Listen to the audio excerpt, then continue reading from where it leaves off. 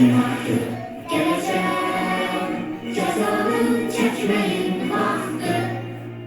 Hesabı bakırda kesen millete.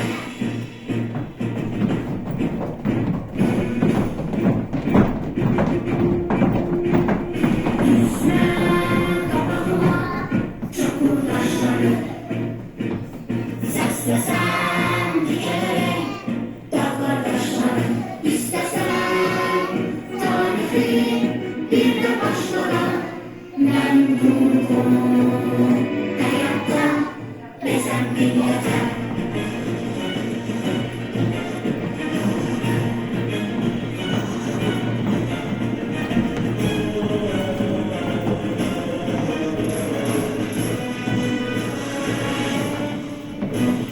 Çekil toprağından ey yana düşme.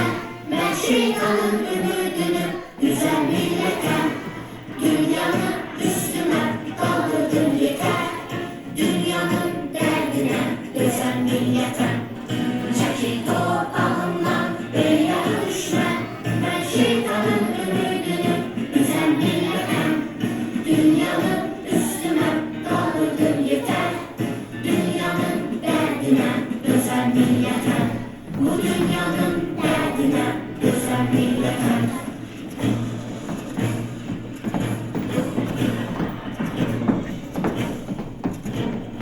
Tarih bize kaynağı, onlar yurdu gezeleten.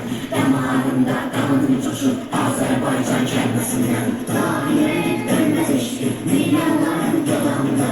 Biz geri geleceğe, istiklalın sıranda. Yaralı düşman tarih boyu, tarih oluptur milletine. Eğer atıptır göz dikipli gölden gelen nükretine. Milletlerine yanan hoca, her rüzgara sönen değil. Azatlığa gönül veren, bu sevdadan dönen değil. Azatlığa gönül veren, bu sevdadan dönen değil. Azatlığa gönül veren, bu sevdadan dönen değil.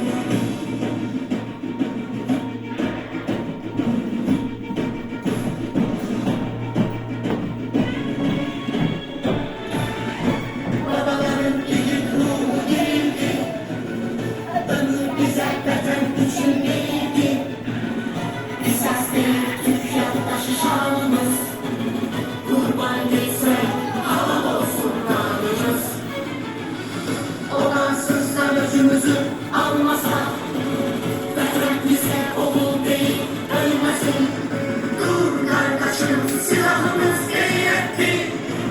Cennet yolları bize eylesin. Çekil doğandan ey yana düşme. Ben şeytanın ümidini güzel millete. Dünyanın üstüne